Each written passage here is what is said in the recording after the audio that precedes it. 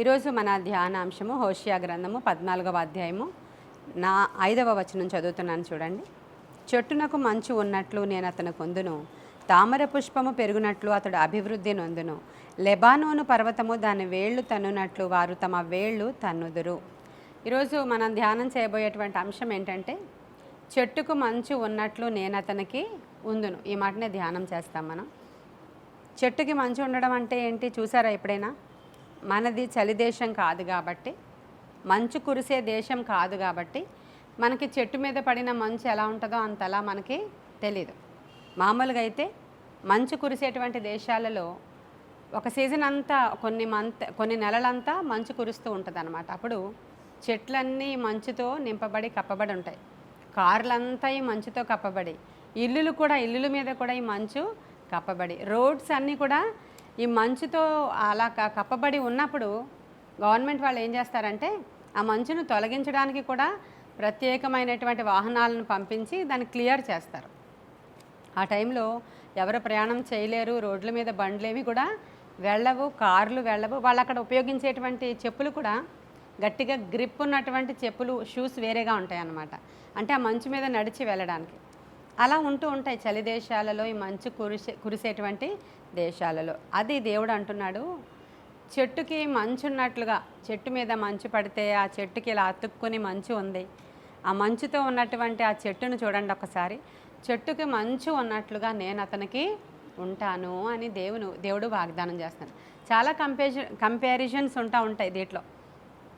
నేను ఆ వ్యక్తికి అలా ఉంటాను, ఈ వ్యక్తితో ఇలా ఉంటాను, నేను అలా నీతో స్నేహం చేస్తాను, నేను ఇలా నీతో సావాసం చేస్తాను చెప్పడానికి దేవుడు చాలా ఉదాహరణలు వాడుకుంటూ ఉంటారు. దానిలో ఒక ఉదాహరణ అన్నమాట ఇది.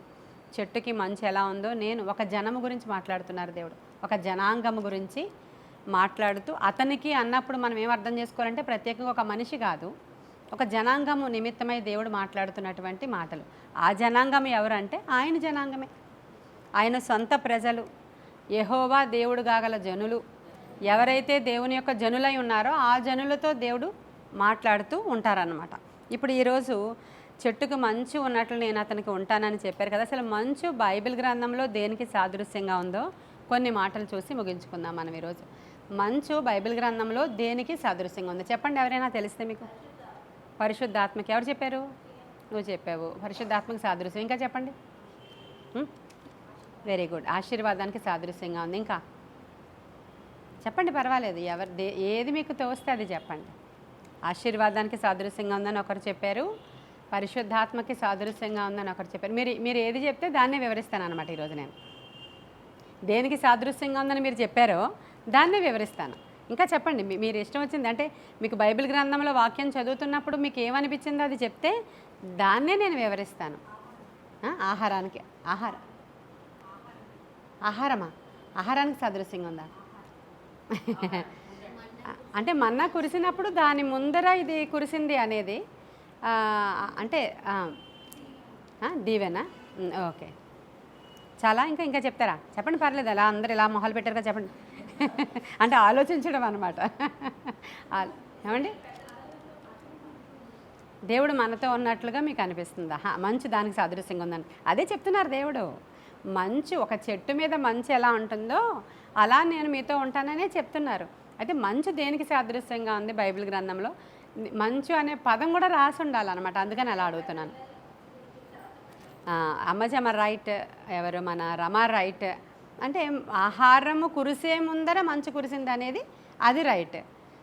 మరి దాని గురించి మనం వివరించుకోవాలంటే సరే ద్వితీయోపదేశకాండం 32:2 చూడండి.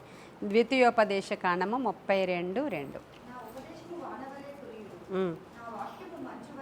చాలు, వచ్చేసింది కదా నా వాక్యము. మరి చదువుతున్నారా బైబిల్ అసలు?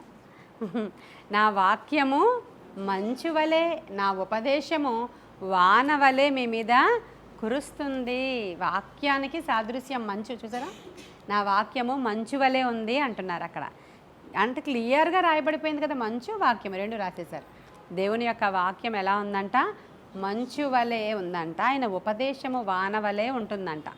అయితే ఈరోజు మరి దేవుని యొక్క వాక్యాన్ని మనము ఆలోచన చేసుకుంటే ఆయన మనకి తోడుగా ఉండి చెట్టుకి మంచున్నట్లుగా మనతో ఉండాలి అని అంటే మనం ఏం చేయాలి? అనుదినము వాక్యాన్ని ధ్యానం చేస్తే, ఇప్పుడు శ్యామల చెప్పినట్లు మనతో అతడు ఉంటాడు అనేటువంటి మాట.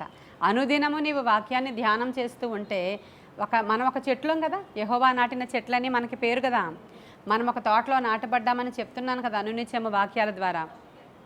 ఈ చెట్టు మీద ఇప్పుడు ఆ మంచు, దేవుని యొక్క సన్నిధి ఎలా ఉంటుందో, ఆ మంచు మన మీద పడినప్పుడు ఎంత అందంగా కనిపిస్తుందో, దేవుని యొక్క వాక్యాన్ని ధ్యానం చేసేవారు కూడా అలాగే ఉంటారు.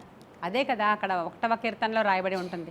దేవుని వాక్యం ధ్యానం చేసేవారు ఎలా ఉంటారంటండి, అసలు ఆకు వాడక తన కాలమంది ఫలమిచ్చే, ఎందుకని దాని మీద ఎప్పుడు ఉపదేశము వలె వాన కురుస్తూ ఉంటుంది, ఆ మంచు దానికి తోడుగా ఉంటుంది, చూసినప్పుడు అది ఎప్పుడు పచ్చగా ఉంటుంది, దాని ఆకులు వాడిపోవు, ఎందుకంటే ఎండాకాలం అక్కడికి రాదు, సారము లేని కాలం అక్కడ ఉండదు, నిస్సారంగా వారి జీవితాలు ఉండవు. ఈరోజు ఇక్కడ కూర్చున్న మీరు, యూట్యూబ్లో వినుచున్న వాళ్ళు, అసలు వాక్యాన్ని రోజు చదువుతున్నామా ప్రశ్న. చదువుతున్నామండి, రోజుకు 3 అధ్యాయాలు చదవమన్నారు కదా పాస్టమ్ గారు, సీరియస్గా టైం టేబుల్ చదువుతున్నాము అనేవాళ్ళు చాలా ఎక్కువ మంది, 80%. అలా కాదు, దేవునిని ప్రేమించి వాక్యాన్ని చదువుతున్నామా, అసలు దేవుడు నాతోటి ఈరోజు ఏం మాట్లాడతాడా అని వాక్యం చదివేవాళ్ళు ఎంతమంది ఉన్నారు? అనుదినము కూడా ఇప్పుడు నాకు కొంచెం సమయం దొరికింది, నేను వెళ్ళి వాక్యాన్ని ధ్యానం చేసుకుంటాను అని చదివేవాళ్ళు ఎంతమంది?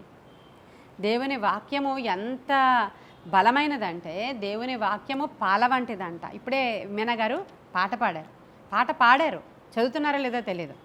దేవుని వాక్యము పాల వంటిది, జుంటే తేనె వంటిది, అది మా జిహ్వకు చాలా మధురం. అంత మధురం అయిపోవాలి. చదువుతూ చదువుతూ చదువుతూ చదువుతూ చదువుతూ చదువుతూ ఉంటే అదొక ఎడిక్షన్లోనికి వెళతాం మనం.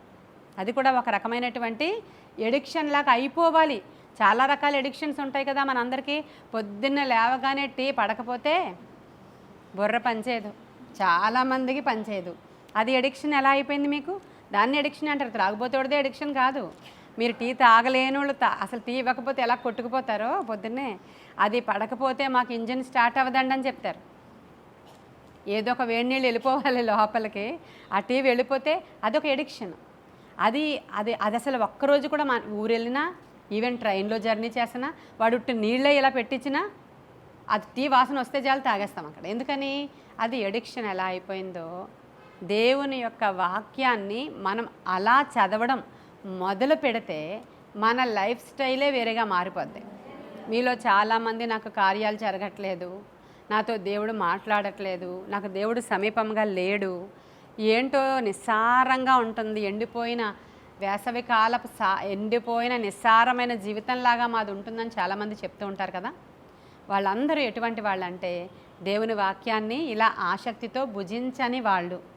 ప్రార్థన చేస్తారు వాళ్ళు, వాళ్ళ జీవితంలో చాలా ప్రార్థన ఉంటుంది, ఎక్కువ ప్రార్థన చేస్తారు వాళ్ళు. మాట్లాడితే ప్రార్థన చేయగలరు, బయటికి వెళ్తే ప్రార్థన, లోపలికి వస్తే ప్రార్థన, కూర్చుంటే ప్రార్థన, నుంచుంటే ప్రార్థన చేస్తారు వాళ్ళు, కానీ వాక్యం చదవరు. ఇది చాలా పెద్ద విషయం. ఈరోజు నేను ఈ వాక్యం చెప్తూ ఉండగా ఈరోజు వినుచున్న వాళ్ళందరూ కూడా, ప్రభువా ఈరోజు నుంచి నాకు వాక్యం చదవడం కూడా ఒక ఎడిక్షన్గా మారాల్సిందే. జార్జ్ ముల్లర్ అనేటువంటి ఆయన గురించి అస్తమానం చెప్తాను నేను మీకు. ఆయన 300 మంది పిల్లల్ని ఎలా పోషిస్తూ ఉన్నాడో అనాథ శరణాలయాన్ని. ఆయన ఏమి కావాలన్నా గదిలోనికి వెళ్ళి 50,000 ప్రార్థనలకు జవాబులు తెచ్చుకున్నాడంటండి. ప్రార్థన ద్వారా ఒక్కదానికి జవాబు తెచ్చుకోలేక గింజుకుంటున్నాం మనం. పుస్తకాల్లో ఆయన రాసుకునే పుస్తకంలో దాని మీద ఇలా వ్రేలు పెట్టి దాన్ని వాక్యానికి కోడ్ చేసి, ఇదిగో దిక్కులేని వాళ్ళను, బీదలను ఇలా ఆదరించే దేవుడా నీకు వందనాలు, ఇక్కడ ఇలా రాసుంది. బీదల ఎడల కనికరము చూపువాడు ఇలా రాసుంది. అనాథ బిడ్డల్ని నాయన నీవు ఇలా పోషిస్తావని రాసుందని ఆయన అలా చదువుతూ ఎంతమంది కోసం అన్ని వేల ప్రార్థనలకు జవాబులు ఇచ్చాడు దేవుడు అని ఆయన డైరీలో రాసుకున్నారు. ఒక దినాన్ని 300 మంది బిడ్డల్ని పోషించడానికి ఆహారం లేదంట ఆయనకి. ఆహారం లేకపోతే ఆ అమ్మాయి, వంటలు చేసే అమ్మాయి వచ్చిందంటే ఈవెన్ బ్రెడ్ కూడా లేదు. పిల్లలందరూ స్కూల్కి రెడీ అయిపోయారు, తయారైపోయారు. ఇప్పుడు అందరూ డైనింగ్ హాల్కి వచ్చేస్తారు పిల్లలు. ఏమీ లేదయ్యా మన దగ్గర అంటే, నువ్వు వెళ్ళి డైనింగ్ హాల్లో కూర్చోబెట్టి పిల్లలందరినీ అని చెప్పి ఆయన వెళ్ళి ఆ ప్రార్థన గదిలోనికి వెళ్ళి వాక్యం మీద చేతులు పెట్టి, మా దిన ఆహారము నేడు మాకు దయచేసినందుకు నీకు వందనాలు నాయన అని ప్రార్థన చేశారండి. హల్లెలూయా. అనుదిన ఆహారము నేడు మాకు దయచేసినందుకు నీకు వందనాలు అన్నారంట. అంతే. ప్రభు చెప్తున్నారు, శిష్యులు వచ్చి అడుగుతున్నారు ఏమన్నా, అయ్యా మేము ప్రార్థన చేయడం ఎలాగయ్యా మాకు నేర్పించంటే, ప్రార్థన చేయడం ఎలా అంటే మీరు ఎలా స్టార్ట్ చేయాలంటే, పరలోకమందున్న మా తండ్రి మీ నామము పరిశుద్ధపరచబడునుగాక, మీ రాజ్యం వచ్చునుగాక. ఇవన్నీ కూడా మనము పాజిటివ్గా ప్రవచనాలు పలుకుతున్నట్లే కదా, అంతే కదా. పాజిటివ్గా మన నోటితో మాట్లాడుతున్నాం. అనుదినాహారము నేడు మాకు దయచేము, మడల అపరాధము చేసిన వారిని మేము క్షమించుచున్న ప్రకారము మా అపరాధములను ఇక్కడే మనం అంతా ఆ రోజుకి కావలసిన శుద్ధీకరణ చేసేసుకుంటున్నాం. ఆ పదం మన నోటితో అంటున్నామంటే క్షమించలేని వాళ్ళు ఎవరైనా ఉన్నారు అంటే ఖచ్చితంగా మన మనస్సాక్షి మనల్ని గద్దిస్తుంది. అప్పుడు వెంటనే సరి చేసుకోవడమో క్షమించమని అడగడమో ఏదో ఒకటి చేస్తాం. అప్పుడు మనకి దేవునికి మన పాపాలు అడ్డుగా రావు. ఇప్పుడు ఈయన ఇలా పెట్టి అనుదిన ఆహారము నేడు మాకు దయచేసినందుకు వందనాలయ్యా అని బయట నుంచి వచ్చేసారు. లోపల నుంచి గదిలో నుంచి బయటకు వచ్చారని ఎవరో వచ్చి ఒక ఆయన మాట్లాడాలి ముల్లర్ గారితో. అప్పుడు ఆయన అన్నాడంట, అయ్యా నేను ఒక బేకరీ యజమానిని, రాత్రంతా దేవుడు నాకు నిద్ర ఉంచలేదయ్యా, తీసుకెళ్ళి 300 రొట్టెలు అక్కడ సప్లై చేయంటే రాత్రి అంతా కూడా మేము తెల్లవారే బేకరీ ఓపెన్ చేసి 300 బ్రెడ్లను బేక్ చేసి ఆ రొట్టెలన్నీ పట్టుకొచ్చాము అయ్యా బిడ్డల కోసం. హల్లెలూయా. అంటే విశ్వాసముతో చేసే ప్రార్థన, అది మంచి పని కోసమై చేసే ప్రార్థన. చెట్టుకి మంచున్నట్లుగా ఆయనతోటే దేవుడు ఉన్నాడు కాబట్టి జరిగేటువంటి అద్భుతాలు అవి. ప్రార్థన ఎంత ప్రాముఖ్యమైనదో వాక్యం చాలా ప్రాముఖ్యమైనది. ఈరోజు మీరు తెలుసుకోవాలి. చాలామందికి వాక్యం యొక్క ప్రాముఖ్యత తెలియదు. మన ఇళ్లలో గందరగోళాలు ఉంటాయి, రకరకాల జంజాటాలు ఉంటాయి, మనకి కార్యం జరగలేదు అనేటువంటి నిస్సారమైన స్థితి ఉంటుంది, మనకి ఎంతో టెన్షన్ ఉంటుంది, ఎన్ని రోజుల నుంచి చేసినా జరగలేని కార్యాలను బట్టి ఒక రకమైన ఫ్రస్ట్రేషన్ ఉంటుంది. ఉండనియండి. మీరు రెగ్యులర్గా టీ ఎలా తాగేస్తున్నారో పొద్దున్న లేచి, కాఫీ ఎలా తాగేస్తున్నారో పొద్దున్న లేచి, నిజమే అసలు మనం ఏది ఎడిక్ట్ అయిపోతే అది ఎలా అయితే చేసేస్తున్నామో, నీకు ఎంత చిరాగ్గా ఉన్నా, ఎంత అననుకూల పరిస్థితి నీ ఇంట్లో ఉన్నా, ఎంత భయంకరమైన సిట్యుయేషన్ గుండా నువ్వు వెళుతున్నా, ఏ ప్రయాణంలో నువ్వు ఉన్నా, అసలు నువ్వు బైబిల్ తెరిచేసి యాజ్ యూజువల్గా చదివే నువ్వు. అలా కూడా కాకుండా ఇలా విశ్వాసంతో నేను చెప్పినట్లు చదివి చూడు, నువ్వు దేవుడు మన స్థితిని చేంజ్ చేస్తారండి. చాలా సందర్భాల్లో చెప్పాను. నేను ఒక వాక్యం చదువుతూ ఉంటే అల్లరితో కూడిన ఆటపాటలను వస్తే నేను వెంటనే వాటిని విసర్జించాను. ఇంకోటి ఏదో వచ్చింది, దానిని విసర్జించాను. ఇంకోటి ఏదో వచ్చింది, దాన్ని విసర్జించాను. అసలు మాట్లాడుతూ ఉన్నప్పుడు నీవు బోధ చేసేదానివి అయి ఉండి ఆ గుడిలో ఉన్నటువంటి విగ్రహంలాగా నువ్వే ఆ విగ్రహాన్ని మింగేసే దానిలా ఉన్నావు, నీవు ఇలా తగునా అని ఒకసారి నాతో దేవుడు మాట్లాడినప్పుడు, నేను మాట్లాడేటువంటి మాటలు, ఫోన్లో మాట్లాడేటువంటి మాటల విషయంలో ఒప్పింపబడిన దాన్ని కూడా నేను విడిచిపెట్టినప్పుడు కొందరు అభ్యంతరపడ్డారు. తప్పేముంది, నాతో మాట్లాడుతున్నప్పుడు ఎందుకు మాట్లాడని అంటున్నావు అని కొంతమంది అభ్యంతరపడ్డారు. అర్థమవుతుందా? నాకు దేవుడు వాక్యంలో ఏది మాట్లాడతాడో అది నేను విడిచిపెట్టుకోవడానికి ప్రయత్నించినప్పుడు దేవుడు ఖచ్చితంగా తన ఆశీర్వాదాన్ని నా మీదకి పంపిస్తూ, చెట్టుకి మంచున్నట్లుగా ఆయన నాతో ఉన్న ఫీలింగ్స్ నాకు, అంటే ఆయన మనకి సమీపముగా సృష్టికర్త అయిన దేవుడు ఎంత దగ్గరగా ఉన్నాడో అనేటువంటి ఒక భావన మనకి కలుగుతుంది. చాలామంది వాక్యాన్ని నిర్లక్ష్యం చేస్తారు. చదవాలి, లేకపోతే వినాలి. వినుట ద్వారా విశ్వాసము కలుగుతుంది. ప్రతి ఒక్కరు యవ్వనస్తులైన పిల్లలు వాక్యం అధికముగా చదివేవారైతే వారి జీవితాలలో మేము లాస్ అయ్యామనేది ఎప్పుడూ ఉండదు. ఆ టైం కాలకు అలా ఉంటుందేమో యవ్వనంలో. ఆ తర్వాత వాళ్ళని మీరు పరిశీలించి మీరు ఇంటర్వ్యూ చేస్తే, నా యవ్వనంలో నేను చాలా ఎక్కువ బైబిల్ చదివేవాడినండి, ఈరోజు ఇలా ఉన్నానంటే అని వాళ్ళు ఖచ్చితంగా చెప్తారు. ఖచ్చితంగా వాళ్ళ సాక్ష్యాలు ఇది తగులుతుంది, మీకు కావాలంటే వినండి. ఇప్పుడు ఒక స్టేజ్లోనికి వచ్చిన వాళ్ళని మీరు ఎవరినైనా వాళ్ళ సాక్ష్యాలు వింటే, నేను యవ్వనంలో ఉన్నప్పుడు యూత్ మీటింగ్లకి వెళ్ళాను, ఇంకోటి వెళ్ళాను, ఏమక్కర్లేదు. ఏంటి బైబిల్ చదవాలంటే యూత్ మీటింగ్కే వెళ్ళాలా? మీ పాస్టర్ గారు రోజు చెప్పట్లేదా? మీ తల్లిదండ్రులు రోజు చెప్పట్లేదా? చెప్పండి. ఇదేదో ఒక ఫ్యాషన్ అంతే. యూత్ మీటింగ్కే వెళ్ళాలా పిల్లలు అక్కడ బాగా అవ్వాలంటే? తల్లిదండ్రులు రోజు చెప్పట్లేదా నీకు? ఖచ్చితంగా. కానీ వీళ్ళు చెయ్యాల్సింది చేయకుండా ఎక్కడ సులువుగా ఏం దొరికేస్తాయని పరిగెట్టేటువంటి బ్యాచ్ అది. అక్కడికి వెళ్ళిపోతే ఒక పాట వచ్చేస్తే, అక్కడికి వెళ్ళిపోతే ఒక పాస్టర్ గారు వచ్చి నీ నెత్తి మీద చేపెడితే కాదు. ఏదైనా ఒక సిస్టమ్. వాక్యం చదవడం, ప్రార్థన చేయడం, ఈ రెండు క్రైస్తవుడికి ఊపిరి వంటివి. ఒక పక్షికి 2 రెక్కలలాగా, ఒక పక్షికి ఒక రెక్కతో ఎలా కొట్టుకోలేదో క్రైస్తవుడికి ఇవి 2 రెక్కలు. ఇది ప్రార్థన, ఇది వాక్య ధ్యానం. ఈ 2 ఉంటేనే మనం ఎత్తైనటువంటి శిఖరాలకి ఎక్కగలుగుతాం. హల్లెలూయా. మనం ఎగరాలంటే, ఎత్తైన స్థలాలకి ఎగరాలంటే మనకి 2 కూడా చాలా ప్రాముఖ్యముగా ఉండాలి. ఆయన వాక్యము మంచు వలె ఈరోజు మన దగ్గరికి వచ్చింది, చెట్టుకి మంచు ఉన్నట్లుగా. నేను చాలామందికి చెప్తున్నాను, మీరు స్టేటస్లో మన వాక్యాలు పెట్టుకోండి. పెద్దవైపోతున్నాయి కాబట్టి చిన్నవి షార్ట్స్ చేసి చిన్న షార్ట్ అయినా పెట్టండి. అన్యులు అవ్వచ్చు, మీ కొలీగ్స్ అవ్వచ్చు, మీ ఫ్రెండ్స్ అవ్వచ్చు. నువ్వేం పెట్టుకున్నావా అని ఆతృతగా ఒకసారి తీస్తారు. 2 రోజులు విని అబ్బా మళ్ళీ ఇవే అని వదిలేస్తారు. వాళ్ళు వినరు. నాకు తెలిసి విషయం. అప్పుడు మీరు అంటారు, అమ్మాయి నాకు అంతా కొలీగ్స్ అందరూ హిందువులండి, ఏం పెట్టేశావో అని విన్నాను ఈరోజు. అమ్మ మళ్ళీ ఆవిడదే పెట్టేశావా, అందుకే రేపు వినడం మానేశానని నీకు చెప్తారు. చెప్పినప్పుడు వాళ్ళు ఇలా అభ్యంతర పడుతున్నారని మీరు పెట్టడం మానేస్తారు. ఎవరికి అర్థమవుతుంది నేను పెడితే? అందుకే నేను అసలు పెట్టట్లేదని చెప్పారు కొంతమంది నాకు. కానీ నీకు ఎంతమంది ఫ్రెండ్స్ ఉన్నారో వాళ్ళందరికీ నువ్వు వెళ్ళి డైరెక్ట్గా సువార్త చెప్తున్నావా? చెప్పట్లేదు కదా. అట్లీస్ట్ దేవుని వాక్యం కూడా నీ స్టేటస్లో పెట్టుకోలేవా? ఇది క్వశ్చన్ అండి. సువార్త చెప్పలేకపోతున్నాం ఎలాగూ, నీ స్టేటస్లో పెట్టుకుంటే ఏమైంది? అందరి దగ్గర పెద్ద ఫోన్లే కదా ఉన్నాయి. నీ స్టేటస్లో పెట్టుకుంటే వాక్యము వెళుతుంది కదా బయటికి. నీకు ప్రేమ ఉండాలి కదా, సేవకురాల మీద, సంఘం మీద ప్రేమ ఉంటే నువ్వు పెట్టుకుంటావు. నీ గుడ్ మార్నింగ్ మెసేజ్ పెట్టు. స్పెషల్గా గుడ్ మార్నింగ్ పెట్టక్కర్లేదు మీ ఫ్రెండ్స్ ఎవరికి. నీ స్టేటస్ ఓపెన్ చేస్తే గుడ్ మార్నింగ్ వస్తుంది అక్కడ. దాంట్లో ఒక మంచి జీవము కలిగినటువంటి వాక్యం ఉంటుంది. హల్లెలూయా. జీవము కలిగిన వాక్యం ఉంటుంది దాంట్లో. అప్పుడు మీరులో చాలామంది అనుకుంటారు, ఎవరు చూడరండి నా స్టేటస్. నువ్వు పెట్టుకో, నీ వాక్యాన్ని పెట్టు. మన మగపిల్లలందరూ పెడతారు, పోలీసులు పెట్టుకుంటున్నారు, మన మగపిల్లలు. ఆ రాజు పెడతాడు, కుమారు పెడతారు, ఆడపిల్లడి డాక్టర్ అమ్మ పెడుతుంది, మీరందరూ చాలామంది, స్వాతి పెట్టుకుంటుంది, లత పెట్టుకుంటుంది, కుమారి పెట్టుకుంటుంది, వీళ్ళందరూ పెడతారు. మీనా గారు అందరికీ పంపిస్తూ ఉంటారు, పెడుతూ ఉంటారు. అంటే వాక్యాన్ని ప్రకటించడం లేదు ఎలాగూ. అట్లీస్ట్ వాక్యాన్ని పంపించే ఛానల్స్ ఉన్నాయి మనకి కొన్ని. మన బంధువులో, స్నేహితులో, వెల్విషర్సో, నీ ఫ్రెండ్సో ఆ వాక్యాన్ని చూసినప్పుడు ఏదో వాళ్ళ మనసు బాగోలేనప్పుడు ఏదో ఒకటి క్లిక్ చేస్తే దేవుడు సూటిగా వాళ్ళతో మాట్లాడతాడు. హల్లెలూయా. మన బేబీ వాళ్ళ హస్బెండ్ సిరిల్ ఉన్నారు. వాళ్ళు నా వాక్యాలను అలా పంపిస్తూ ఒకరోజు స్టేటస్ కింద పెట్టుకుంటే వాళ్ళ ఫ్రెండ్స్ అంతా కూడా ఇక్కడ వాళ్ళు కాదు, చెన్నై వాళ్ళు, బెంగళూరు వాళ్ళు, వాళ్ళకి తెలుగు రాదంట.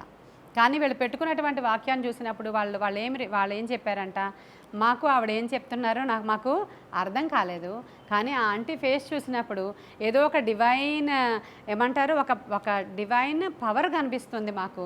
అది చూసినప్పుడు మాకు ఎంతో మంచిగా ఉంది లోపల అని చెప్పారంట. హల్లెలూయా. అంటే మనం తెలుగు వచ్చిన వాళ్ళని తెలుగే పెట్టుకోవట్లేదు, తెలుగు రాలేని వాళ్ళు చూసి ఇదేదో బాగుంది అంటే వాళ్ళకి అక్కడ దేవుడు అక్కడ వాళ్ళకేదో వాళ్ళకి కావాల్సిన రీతిలో ప్రత్యక్షం అవుతున్నారు అంతేనా? అలాగా మనం ఈ రోజు నుంచి ఏం చేయాలి? దేవుని యొక్క వాక్యాన్ని ప్రేమించడం, వాక్యాన్ని ఎత్తిపెట్టి ప్రార్థన చేయడం, వాక్యం చదవడం అనేది ఒక ఎడిక్షన్గా చేసుకోవడం. చదవమని మోటివేట్ చేయడం మీ పని. చదువుతున్నప్పుడు వాళ్ళ సరైన గాడిలో వాళ్ళు ఉన్నారు. చదవండి, చదివితే కదా మీరు జీవితాలు బాగుపడతాయి. మీరు చదవండి, ప్రభు మీతో మాట్లాడతాడు. ఏ సమస్య వచ్చినా చదవండి, ఏ శోధన వచ్చినా చదవండి, ఎనీ సిట్యుయేషన్ చదవండి. జ్వరంగా ఉందా, ట్యాబ్లెట్ వేసుకున్నావా, లేచి కూర్చొని ఒకసారి చదువుకో వాక్యం. ఇలా చెప్తూ మనం అలవాటు చేసామనుకోండి, చెయ్యాలండి. అలవాటు ఏది చేయకపోతే ఏది అవ్వదు. ఏదైనా మనం అలవాటు చేస్తేనే అవుతుంది అది. కొన్ని రోజుల తర్వాత పిల్లలు బయట పడిపోతారు లోకంలోకి, మళ్ళీ మీరు మోటివేట్ చేయాలి. మీరు కూర్చొని చదువుకుంటున్నారు అనుకోండి, ఖచ్చితంగా అలవాటు అవుతుంది. మీరు రాత్రి కూర్చొని పడుకునే ముందర ఇలా చదవాలి అనే ఒక సిస్టమ్ మీరు పెట్టుకోండి. మీరు కూర్చొని చదువుకుంటూ ఉంటే ఆటోమేటిక్గా వాడికి ఎంత ఇష్టం లేకపోయినా అట్లీస్ట్ కాళ్ళ మీద పెట్టుకుని ఇలా కూర్చుంటాడు. చదవడం నాకు తెలుసు నాకు, కానీ వాళ్ళు అలా పెట్టుకున్నా కూర్చుంటారు. ఆ తర్వాత చదివే బ్యాచ్లోనికి వాళ్ళు నెమ్మదిగా వస్తారు. నటించడానికన్నా పట్టుకుంటారు కదండి పోనీ. ఆ తర్వాత దేవుని వాక్యం ఆర్డినరీది కాదు, సాధారణమైనది కాదు. దేవుని యొక్క వాక్యం మోస్ట్ పవర్ఫుల్. అది ఎలా పట్టుకోవాలో అలా పట్టుకుంటారు ఆయన. లేదు ఇంకా పారిపోవాలని దూరంగా పారిపోతే విడిచిపెట్టేస్తారు. విడిచిపెడితే ఏం జరుగుతుంది? నిత్య నాశనానికే వెళ్ళిపోతాం మనం. మన బిడ్డలు అలా వెళ్ళకూడదు, మనం అలా వెళ్ళకూడదు అనుకుంటే నేర్పించడానికి ట్రై చేయండి, వాక్యాలని ప్రమోట్ చేయడానికి ట్రై చేయండి, వాక్యాలను పంపించడానికి ట్రై చేయండి. మన క్రియ ద్వారా తెలియచేయడం అంటారు దీన్ని, అంతే కదా. మరి వాక్యాన్ని ప్రేమించడం అంటే ఇంకేంటండి? మన క్రియలు చేయడం ద్వారా. తర్వాత ఇంకొకరికి వాక్యాన్ని పంపించడం. చాలా బాగుంది వాక్యం, వాళ్ళు వింటే వాళ్ళకి ఈరోజు మంచిగా అనిపిస్తుందని వాక్యాన్ని పంపించడం. ఇవన్నీ మన పరిధిలో మనం చేయగలిగినటువంటి పనులు అంతే, పెద్ద అడ్వర్టైజ్మెంట్ కాదు. నేను అసలు సబ్స్క్రైబ్ చేసుకోవడానే చెప్పను అసలు ఎవరికి. మన పరిధిలో మనం నేర్చుకోదగినవి ఇవి. మనం ఇలా ఫాలో అవడం మొదలు పెడితే నిజంగా మన దగ్గర ప్రభువు చెట్టుకి మంచున్నట్లుగా మన దగ్గరికి వస్తారు. ఆయన వాక్యము మంచు వలెను, ఆయన ఉపదేశము వాన వలె మన దగ్గరికి వస్తే ఏమవుతుందండి? వాన పడితే ఏమవుతుందండి? ఫలభరితంగా మార్చబడుతుంది. ఫలమే వాన అంటే ఆశీర్వాదం. ఏలియా కాలంలో అరచేయంత మేఘం వచ్చి వాన కురిస్తే ఏమైంది? మోపైన వర్షము కరువును పోగొట్టింది. వర్షం మన జీవితంలో కురిస్తే కరువు పోతుందండి. కరువు 3.5 సంవత్సరాలు కరువు ఉంది, అందుకే వర్షం కోసం వెయిట్ చేస్తున్నారు. వర్షము కురిస్తే కరువు పోతుంది అంతే. ఇప్పుడు ఈ యొక్క ఆయన ఉపదేశము వర్షము వలె, వాన వలె, ఆయన వాక్యము మంచు వలె మన దగ్గరికి వస్తే కరువు పోతుంది అంతే. అప్పుడు ఆ బేకరీ యజమానుడు జార్జ్ ముల్లర్ గారికి ఏం చేసి బ్రెడ్స్ తీసుకొచ్చి ఇచ్చాడండి. బ్రెడ్ వచ్చేసింది కదా, ఆయన దేవునికి వందనాలు చెప్పుకుంటున్నాడు. మనలాగా ఎక్సైట్ అయిపోలేదు, కానీ ఆయనకు తెలుసు ఆయనకి. ఆయన దేవునికి వందనాలు చెప్పి ఓకేనండి ఇవ్వచ్చు మీరు అన్నారు, అంత చాలా క్యాజువల్గా. ఈ లోపల ఒక ఆయన వచ్చాడంట. ఆ లారీ జార్జ్ ముల్లర్ గారి ఏమంటారు ఆ యొక్క ఆశ్రమం ఎదురుగా ఆగిపోయిందంట. అక్కడ ఏంటయ్యా అంటే, అది మిల్క్ వ్యాన్ అండి, అది మాకు లారీ ప్రాబ్లం వచ్చింది, అది ఈవినింగ్ వరకు రెక్టిఫై అవ్వదని మెకానిక్ చెప్పాడు, దాంట్లో ఉన్నవి పాలు, అవి సాయంకాలం వరకు ఉండిపోతే విరిగిపోతాయి, మేము మీ ఆశ్రమానికి ఇచ్చేద్దాం అనుకుంటున్నాం మీరు ఒప్పుకుంటే. పిల్లలకి బ్రెడ్, పిల్లలకి మిల్క్ అక్కడ ప్రొవైడ్ చేయబడ్డాయి. చూసారు, వాక్యం యొక్క పవర్ చాలా గొప్పది. చాలామంది దైవజనుల జీవితాల్లో వాక్యము చాలా పవర్ఫుల్గా పనిచేసి నిమిషానికి వాక్యం చదివేవాడు స్మిత్ అనేటువంటి ఆయన, స్మిత్ విగిల్స్ వర్తన్ ఆయన. పావుగంటకి ఏదో అర్జెంటుగా మనం సెల్ తెరిచేస్తాం కదా, అలాగా మనం పావుగంటకి వంట మధ్యలో వచ్చి ఎవరైనా ఏమైనా చేశారు, టింగ్ మన శబ్దం వచ్చింది, అమ్మో ఎవరో మెసేజ్ పెట్టారేమో, వంట చేస్తూనే ఉన్నాం కానీ ఇది పావుగంటకి ఇది ఎలా తెరుస్తున్నామో వాక్యం అలా తెరిచేస్తూ ఉంటారంట ఆయన స్మిత్ గారు. ఆయనకి ఇంకా ఉన్న ఆధిక్యతలు చెప్పకలేదు. స్వస్థతావరం, అద్భుతమైనటువంటి స్వస్థతావరం కనుగొన్నారు ఆయన. సరే, ఇప్పుడు ఫస్ట్ది ఏమైంది? మంచు వాక్యానికి. ఇప్పుడు అమ్మజమ్మ ఏం చెప్పింది? పరిశుద్ధాత్మకి సాదృశ్యం. అది చూద్దాం. నిర్గమకాండము 16వ అధ్యాయం 13వ వచనంలో, సాయంకాలమున పూరేడులు వచ్చి వారి పాళెమును కప్పెను, ఉదయమున మంచు వారి పాళెము చుట్టూ పడి ఉండెను. పడిన ఆ మంచు ఎగిరిపోయిన తరువాత నూగు మంచు వలె సన్నని కణములు అరణ్యపు భూమి మీద కనబడెను. ఇజ్రాయేలీలు ఇది చూచినప్పుడు ఇది ఏమైనది తెలియక ఇది ఏమి అని ఒకరితో ఒకరు చెప్పుకొనిరి. హల్లెలూయా. వాళ్ళు ఇది ఇప్పుడు మన సునీత చెప్పిందే ఏంటంటే, దేవుని యొక్క ఉద్దేశాలలో వాళ్ళకి మన్నా కురిపించి తీసుకుని వెళ్ళాలని ప్రభువు తీసుకుని వెళుతూ ఉంటే వాళ్ళు మాంసం అడిగారు, పూరేళ్ళు వచ్చి అక్కడ కురిశాయి. దాని తర్వాత మన్నా, అది మంచు పడింది. మంచు పడిన తర్వాత మంచుతో పాటు మన్నా కూడా పడిన తర్వాత మంచు ఇరిగిపోవడం కాదు, ఎగిరిపోయింది. కూర ఎగిరిపోయింది అంటారు కదా, అది ఎగిరిపోయిన తరువాత సన్నని నూగు కణముల వలె అవి నేలంతా కనిపిస్తుంటే హాయ్ ఇవేంటి అని అనుకున్నారట వాళ్ళు. అంతే కదా, అంటే సర్ప్రైజింగ్గా ఉన్నప్పుడు అలా అంటాం కదా, ఇదేంటి అని అన్నట్టు. ఇది ఏమి అని చెప్పుకున్నారంట వాళ్ళందరూ. ఫుట్ నోట్లో చూడండి, అంటే అక్కడ ఏముంది? మన్నా అని రాసింది. అక్కడ ఉందా? మన్నా అని రాయబడింది. అంటే ఇదేమి అంటే దాని పేరేంటో తెలియక ఇదేమి అనుకున్నారు. అదే మన్నా అంటది. ఇది ఏమి అని చెప్పుకున్నారంట వాళ్ళు. ఇది ఏమి ఇక్కడ అలాగే రాయబడింది, ఇది ఏమి అని రాయబడిందా? అయితే మనం అపోస్తుల కార్యగ్రంథంలో చూస్తే యేసుక్రీస్తు ప్రభువారు ఆరోహణం అయిపోయి వెళ్ళిపోయిన తర్వాత ఆయన చెప్పారు, నేను మరలా మీ మధ్యలోనికి ఆదరణకర్తను పంపిస్తాను, నా ఆత్మను మీ మధ్యలోనికి పంపిస్తాను, మీరు అనాథలు కానే కారు, మీరు వేచి ఉండండి, మేడగదిలో ప్రార్థన చేసుకోండి అని చెప్పినప్పుడు వారందరూ ఎడతెగక ప్రార్థన చేసినప్పుడు వాళ్ళు 10 దినాలు ఎడతెగక వాళ్ళు ఒక అంటే మనలాగా సమూహంగా కూర్చుని ప్రార్థన చేస్తూ ఉంటే అప్పుడు ఏం జరిగింది? వారి మధ్యలోనికి పరిశుద్ధాత్ముడు దిగి వచ్చాడు. వచ్చినప్పుడు వీరందరూ రకరకాల భాషలతో మాట్లాడుతున్నారు. అపోస్తుల కార్యాలు తెరుద్దాం 2వ అధ్యాయము.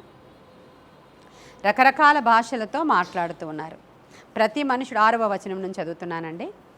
6వ వచనం, ఈ శబ్దము కలుగుగా జనులు 2వ అపోస్తుల కార్యాలు 2వ అధ్యాయము 6వ వచనం. ఈ శబ్దము కలుగగా జనులు గుంపులుగా కూడి వచ్చి ప్రతి మనుష్యుడు తన స్వభాషతో వారు మాట్లాడుట విని కలవరపడిరి. అంతటా అందరూ విభ్రాంతి నొంది ఆశ్చర్యపడి, ఇదిగో మాట్లాడుచున్న వీరందరూ గలిలయులు కారా?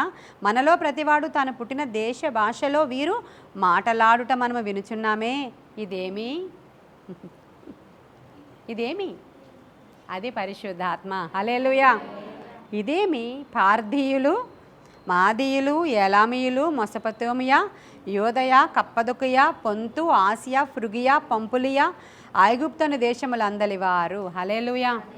వీళ్ళందరూ రకరకాల భాషలతో మాట్లాడుతుంటే ఇది ఏమి వింత? దేని గురించి మాట్లాడుకుంటున్నారు? పరిశుద్ధాత్మ కోసం. మంచు పరిశుద్ధాత్మకి కూడా సాదృశ్యముగా ఉంది. పరిశుద్ధాత్ముడు వచ్చినప్పుడు అందరికీ వింత విడ్డూరం. పరిశుద్ధాత్ముని కార్యాలు అర్థం కాక యూట్యూబ్లో కొట్టుకుని చేస్తున్నారు. పరిశుద్ధాత్ముడి యొక్క ప్రవర్తన అర్థం కాక ఒకరు ఇలాగా ఒకరు అలాగా, ఒకరు ఇది కరెక్ట్ ఒకరు అది కరెక్ట్. ఎందుకంటే ప్రకృతికి సంబంధించిన మనుషుడికి ఆత్మ విషయాలు అర్థం కావు. కేవలము ప్రార్థన ఉపవాసం, 21 రోజుల ప్రార్థన, 40 రోజుల ప్రార్థన, 50 రోజుల ప్రార్థన, ఉపవాసం, ఇంతే కలిగి వాక్య జ్ఞానం లేని సేవకులు కూడా చాలామంది ఉన్నారు మనకు తెలిసి. వాళ్ళకి వాక్య జ్ఞానం ఉండదు, వాక్య పరిజ్ఞానం ఉండదు, వాక్యపు లోతులు తెలియవు, కానీ అధికంగా ప్రార్థన చేస్తారు వాళ్ళు, అధికంగా ఉపవాసాలు చేస్తారు. అప్పుడు కృపావరాలు ఆపరేట్ అవుతాయి, పనిచేస్తాయి. కానీ వాళ్ళు దేవుని ఆత్మతో ఎప్పుడైతే వాక్యాన్ని జోడించలేకపోతారో అవి నిలబడలేకపోతాయి అన్నమాట. అవి నిలబడలేకపోతాయి. నాకు స్టార్టింగ్లో మీకు చాలాసార్లు చెప్పాను, వాక్యంలో ఏ చాప్టర్ ఎక్కడుందో తెలియదు, ఎక్కడ ఏదుందో తెలియదు, వాక్యాలు ఎక్కువగా నాకు లేవు, ఏమీ తెలియవు. కేవలం స్తుతులు చెప్పుకుంటూ అధికంగా ఉపవాసం ఉండి ప్రార్థన చేస్తూ ఉంటే నా దగ్గరికి ఎవరు వచ్చారో వాళ్ళందరూ హీల్ అయిపోతూ ఉండేవారు. ఇది నాకు సత్యంగా తెలిసిన విషయం ఇది. అందుకే నేను ఇంత ఎగ్జాక్ట్గా చెప్పగలను పరిశుద్ధాత్మ కార్యాలను గురించి. అందరూ హీల్ అయిపోతూ ఉండేవారు. గడ్డ ఇలా పెద్ద గడ్డ పెట్టుకుని ఒక ఆవిడ వచ్చి నాకు ఎదురుగా కూర్చుంటే మాట్లాడుతుంటే కరిగిపోయింది. అలా ఎన్నో రోజుల నుంచి ఇక్కడ పొట్టలో ఉన్నటువంటి గడ్డ నేను మాట్లాడుతుంటే ఆమెకి కరిగిపోయింది. ఎన్ని అద్భుతాలు మీలో చాలామంది చూశారు ఇక్కడ, ఎన్ని అద్భుతాలు. నాకు అప్పుడు వాక్యం ఎక్కువగా రాదు, అది మనకి బేసి సరిపోదు. ఈరోజు చేస్తున్న సేవకుల్లో కొంతమంది వాక్యాన్ని అధికంగా ఆధారం చేసుకోకుండా ఇలా వెళ్ళిపోతూ ఉంటే మాతో డిబేట్లకి రండి మాట్లాడగలరా అని ఇతర సేవకులు ఛాలెంజ్ చేస్తే వీళ్ళు మాట్లాడలేకపోతారు. వాక్యం మీద గ్రిప్ మనకు ఉన్నప్పుడు పరిశుద్ధాత్ముడు ఇంకొంచెం బలంగా మనకి జ్ఞానాత్మనిచ్చి మన మినిస్ట్రీకి అలా బేస్ని ఇస్తారనమాట. హల్లెలూయా.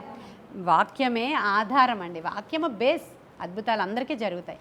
మనం ప్రార్థన చేస్తే ఈ పక్కన వ్యక్తి స్వస్థపరచబడతాడు, ఆయన ఆశ్చర్యకార్యాలు చేస్తారు, పవర్ పనిచేస్తుంది. ఇది మనకి జ్ఞానం ఉండాలి ఈ రోజుల్లో. కాబట్టి ఇది ఏమి అని చెప్పుకుంటున్నటువంటి సందర్భం, పరిశుద్ధాత్ముడు పూరేళ్ళు అంటే తూర్పు గాలిని రప్పించి అదంతా కూడా వారి మధ్యలోనికి పూరేళ్ళని కురిపించారు. గాలి పరిశుద్ధాత్మకే సాదృశ్యం, నూనె పరిశుద్ధాత్మకే సాదృశ్యం, మంచు కూడా పరిశుద్ధాత్మునికే ఇక్కడ సాదృశ్యంగా ఉంది. ఇంకొకటి ఆశీర్వాదానికి. ఎవరు చెప్పారు ఆశీర్వాదం రామా చెప్పింది. ఆశీర్వాదానికి ఎలా సాదృశ్యం చెప్పనా?